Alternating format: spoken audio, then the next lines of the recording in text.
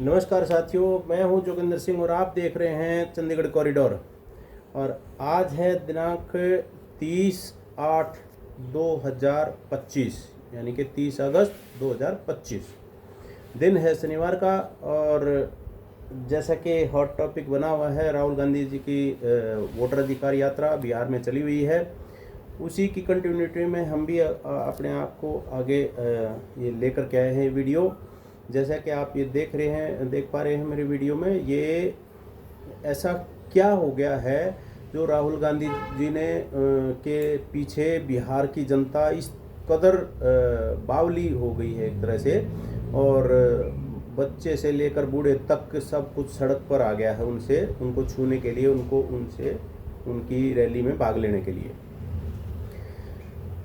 ये साथियों, बीजेपी को भी समझ में नहीं आ रहा होगा ये हुआ तो हुआ क्या।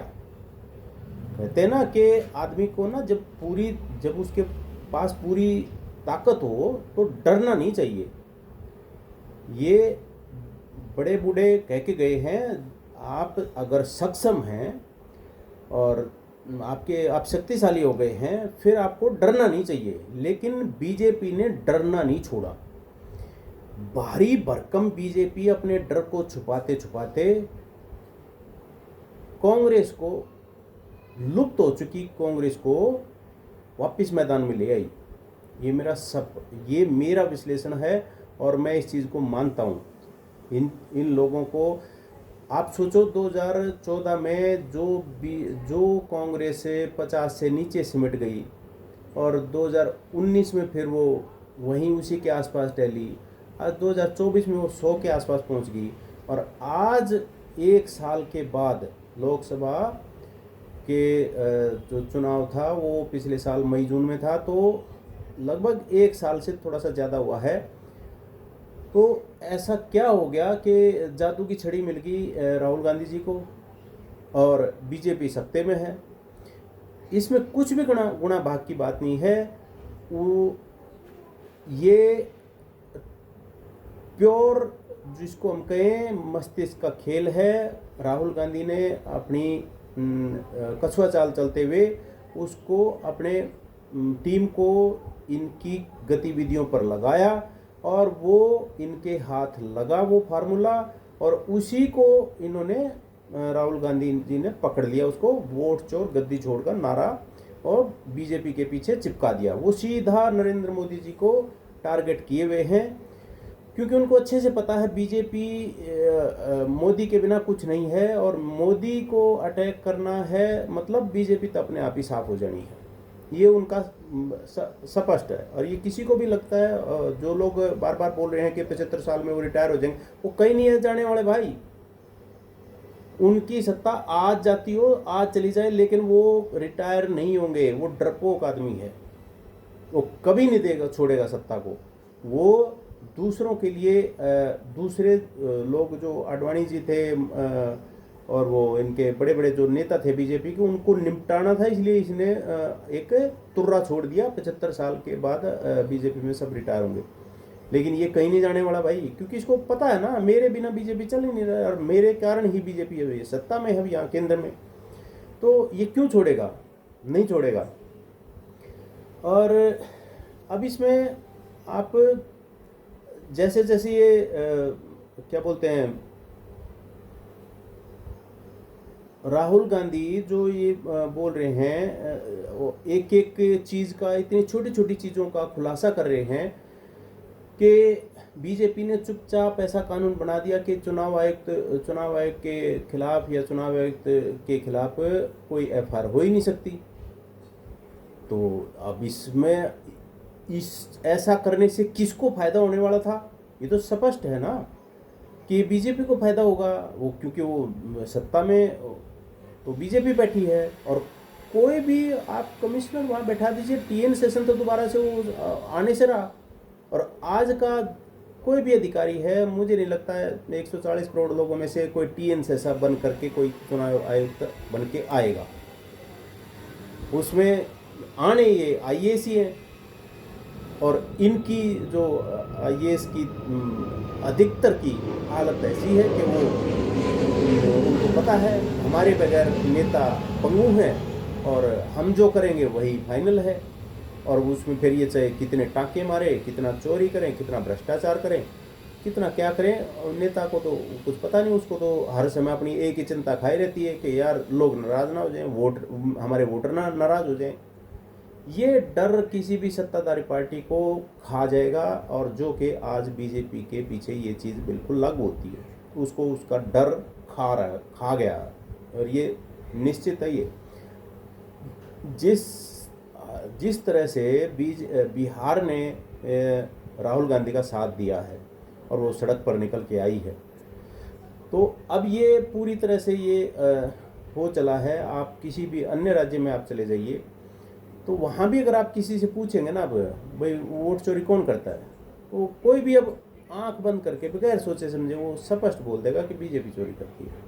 तो ये हो रहा है क्योंकि वो दिख रहा है, और ये चिपका दिया, वो इस नारे को चिपकाने में वो सफल हो गए हैं। जैसे कभी 2G का घोटाला या बोफोर्स का घोटाला कांग्रेस के साथ चिपका था, राजीव गांधी के साथ चिपका था। ये चीज़ें हैं। हुई कभी सजा? राजीव गांधी बोफोर्स घोटाले की क्या जांच आई? 0। 2G की 0। जो भ्रष्ट नेता जिनको ये बीजेपी भ्रष्टाचारी बोलती थी, वो सारे के सारे अपने पार्टी के अंदर समेट लिए उन्होंने। अब वहाँ से उनको क्लीन चिट मिलती जा रही है। तो ये आम जनता तो इस चीज़ को देख रही है ना, वो भले ही रिएक्ट नहीं कर पा रही या बोल नहीं पा रही, भले ही इन्होंने FIR कर करके लोगों का खूब आवाज़ दबाई, मगर वो एक गुस्सा होता ना जनता के अंदर, वो एक मौका ढूंढ रही थी कि कोई निकल के आए। और ये भी तय है पूरे देश में जितनी भी विपक्षी पार्टियां हैं, क्षेत्रीय स्तर पर, राज्य स्तर पर जितनी भी पार्टियां हैं, किसी में मादा नहीं है नेशनल स्तर पर किसी भी इस तरह का जुनून पैदा कर दे जो अब राहुल गांधी ने पैदा किया है। नहीं है, किसी में भी मादा नहीं है। और ये अब मैं आज बोल देता हूँ ये बात, अगर राहुल गांधी अपनी इंडिया अलायंस का जो भी इनका गठबंधन है, अगर वो इसमें सत्ता बनाने में सक्षम भी हो जाते हैं या सफल भी हो जाते हैं, तो ये जो अब इनके पीछे जो इनके साथ लग करके चल रहे हैं ना, इनकी पीठ पे बैठ करके जो चल रहे हैं, ये सब के सब इनकी इसकी टांग खींचने में लग जाएंगे अगर इनको इनके मनपसंद के मंत्रालय नहीं बने तो मिले। तो यही वो लोग होंगे जो आज इतनी ऊंची ऊंची गा रहे ना, क्योंकि बीजेपी भी इतनी लंबी लंबी फेंक रही थी, ठीक है, लेकिन कांग्रेस की कार्यशैली में और बीजेपी कार्यशैली में दिन रात का अंतर है। उसको हम महसूस करते हैं और पब्लिक भी महसूस करती है। जो गंद बीजेपी ने बोया है वो तो कांग्रेस ने ऐसा कभी नहीं किया। हाँ ठीक है, उनके समय पे तुष्टीकरण बहुत ज़्यादा था, हालांकि बीजेपी में कम नहीं है, और उसकी सीमा को देख कब के लांघ चुके कांग्रेस की सीमा को। लेकिन ये कांग्रेस इस बात को उठा नहीं पाती कि बीजेपी तुष्टीकरण करती है, क्योंकि ये नारा बीजेपी का है। तो उनको पता है अगर हम तुष्टीकरण का नारा अगर इसमें लगाएंगे तो ये तो पलटवार कर देंगे, ये उल्टा चोर को तोड़ा कर डांटे। तो इसलिए कांग्रेस इस बात को नहीं उठा पाती कि तुष्टीकरण करती है बीजेपी और हमारे से ज़्यादा कर रही है, मतलब कांग्रेस से ज़्यादा कर रही है, इस बात को नहीं उठा पाती है। जैसे राम मंदिर है, राम मंदिर के लिए भूल से भी राहुल गांधी के मुख से शब्द नहीं निकलता। क्यों? उसको पता है राम मंदिर अब हिंदुओं से न जुड़ करके वो बीजेपी और RSS ने कब्जा कर रखा है उस पर, और वो राम मंदिर का नाम लेना सीधा बीजेपी का सपोर्ट करना, ये ऐसा है राजनीति में, ऐसा है हाल। भले ही वो अभी सीतामढ़ी गए हैं, वहाँ मत्था टेक गए हैं, माता जानकी का वहाँ। तो ये चीज़ें राजनीतिक हैं सारी चीज़ें। अब लोग इसको ऐसा सोच करके चलते हैं कि ये राम को नहीं मानते। अरे भाई, बीजेपी वाले कौन सा राम को मानते हैं? वो तो स्पष्ट खुला बोलते हैं। इसका RSS का जो प्रमुख था मोहन भागवत, वो जो कल रिटायर होने की बात जिसकी हो रही है कि वो रिटायर हो रहे हैं, वो तो स्पष्ट बोलता था हर मस्जिद के नीचे शिवलिंग क्यों ढूंढना, 50 साल के लिए हिंदुओं को पूजा छोड़ देनी, मूर्ति पूजा छोड़ देनी चाहिए। एक हिंदू कह सकता क्या इन बातों को? नहीं कह सकता। और बीफ के मामले में दुनिया का नंबर 1 या नंबर 2 भारत को बना दिया इस बीजेपी ने। पिंक रेवोल्यूशन बोल बोल करके पिंक रेवोल्यूशन होगा। ये हिंदू है क्या? लेकिन हिंदुओं को समझ में नहीं आती है बातें। हिंदू कभी ऐसा बोल ही नहीं सकता। जो सुबह गाय के लिए रोटी निकालता है, अपनी पहली रोटी उसके घर में गाय के लिए निकलती है और अंतिम रोटी कुत्ते के लिए निकलती है, वो कभी बोल ही नहीं सकता ये शब्द, ऐसा कर ही नहीं सकता वो।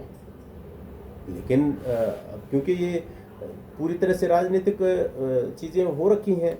अब दूसरी एक और जो बीजेपी ने अब मेरे ख्याल से 2 दिन इन्होंने खूब हाय तौबा अपनी छाती पीटी इन्होंने।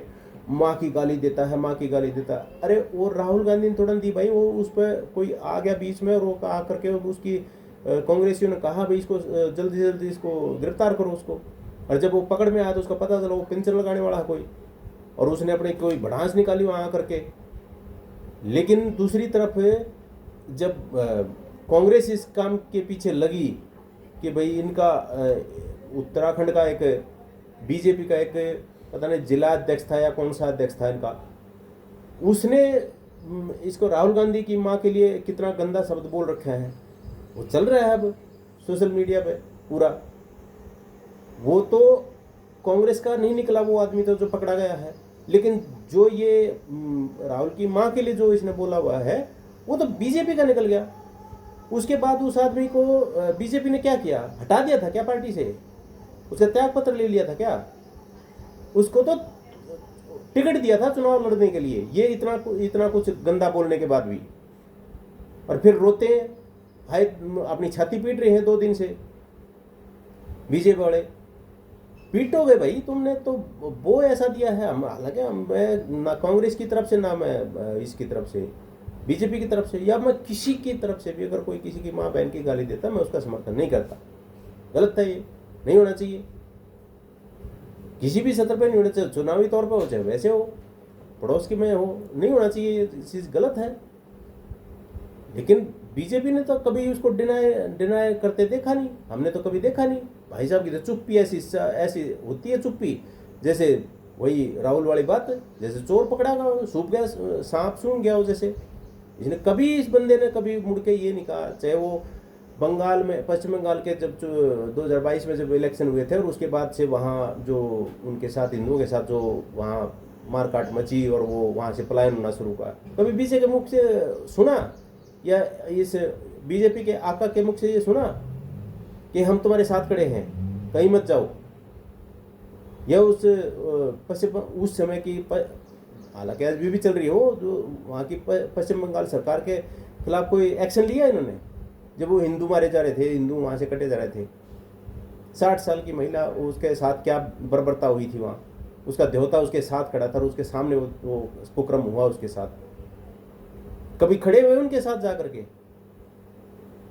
फिर छाती पीटते हैं, प्रधानमंत्री की माँ को गाली दे दी। अरे बोया है तुमने ये 11 सालों में। इसको देखो, किसी भी अंधभक्त को देख लो, वो आ करके किसी भी फेसबुक पे हो या न्यूज़ पे, यूट्यूब पे हो, कोई भी एक स्वच्छ आलोचना अगर किसी सरकार की कर भी रहा है ना, तो उसको ये गाली दिए बगैर बोलते नहीं है लोग। सबसे पहला काम गद्दार, दूसरा देशद्रोही, तीसरा माँ बहन की गालियाँ जो उनसे बढ़ती है, खूब बोलते हैं। अब आए तो पीट रहे हैं। अब इसी उसमें आप एक और चीज़ आपको आपके सामने आएगी, आम आदमी पार्टी के सौरभ भारद्वाज के यहाँ ईडी का छापा पड़ गया। क्यों भाई? अब ऐसा कौन सा क्या हो गया? वो तो अब तो सरकार में भी नहीं है, अब तो सरकार तुमने छीन ली उनकी। चाहे इलेक्शन के उसमें आए हो, लेकिन जब उनके पास सत्ता थी तभी भी तुम उनसे सत्ता छीनने पर उतारू थे। सारी मंत्रिमंडल को तुमने जेल में डाला। इसको एक ये चीज़ें क्या जनता नहीं देख रही जो आप जबरदस्ती किसी के साथ कर रहे हो? लेकिन दूसरी तरफ हरक रावत है कोई उत्तराखंड से, कभी बीजेपी में हुआ करते थे, आज वो कांग्रेस में है। उसने आरोप लगाया कि 30 करोड़ जो है ना चंदा वहाँ के वन में से, जो जंगल में से जो ये अवैध खनन और ये करते हैं ना वहाँ जंगलों की कटाई, उनसे ज़बरदस्ती चंदा वसूला और वो पैसा कहाँ है, उसने आरोप लगा दिया। बीजेपी सामने निकल के आई कि वो 30 नहीं 28 है। मतलब हरक सिंह रावत की बात तो सच हो गई भाई, 30 मैंने बोले थे 28 तो मान गए, लेकिन है तो ये सारा का सारा उसका ज़बरदस्ती उगाही का, इस बात को कौन मानेगा। तो उन्होंने बीजेपी कह रही है कि हमने तो किसी से भी कैश लिया नहीं, हमने तो चेक से पैसे लिए थे या उससे ऑनलाइन जो भी है उनका, हमने किसी से भी कैश नहीं लिया। अरे किसी की को जबरदस्त बात तो वही है ना जो हरक सिंह रावत जो बोल रहा है, उगाही का पैसा हो। अब जबरदस्ती आपने ये तो आपने उसमें बॉन्ड डोनेशन बॉन्ड जो थे वो उसमें क्या था, उसको भी बना के बैठे थे कानून। वो क्या किया उसने, सुप्रीम कोर्ट ने उखाड़ फेंक दिया ना, उसको बोल दिया ना असंवैधानिक है ये। उसका क्या हुआ, हेड डूब मरने के लिए कहीं जगह है तुम्हारे को, कहीं नहीं है। तुमने ये दिया है, कभी भी तुमने एथिक्स नाम के तुमने ऊंचे मानदंड सेट नहीं किए, कभी नहीं किए।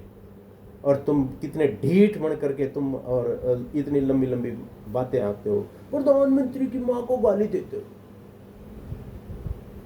ऐसा सरासर। आप जब आपकी जब आंधी चल रही थी तो अब तुम 240 पे हो, तब भी तुम ये यहाँ के इसके अंधभक्त जो है ना वो गाली गलौज देने से हिचकते नहीं है। और मेरे को स्वयं को दे रखी उन्होंने एक ने,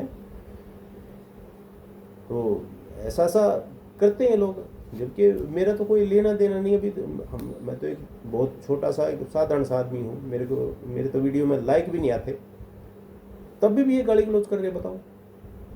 तो ये चीज़ें हैं साथियों। और जिस तरह से राहुल गांधी सड़कों पे निकले हुए हैं, जिस तरह से बिहार की जनता ने उसका साथ दिया है, निश्चित मानिए साथियों, जब जब जन साधारण उठ खड़ा होता ना इस तरह से, कोई सत्ता टिक नहीं पाती सामने। और अगर ये बिहार से आगे निकल गई ये बात, तो बीजेपी के लिए बहुत बड़ी दिक्कत होने वाली है। तो ये इन्हीं बातों के साथ मैं आज का वीडियो यहीं करता हूँ समाप्त। और मैं उम्मीद करता हूँ कोई नहीं छूटेगा यहाँ आने से। देखते रहिए चंडीगढ़ कॉरिडोर। दीजिए धन्यवाद।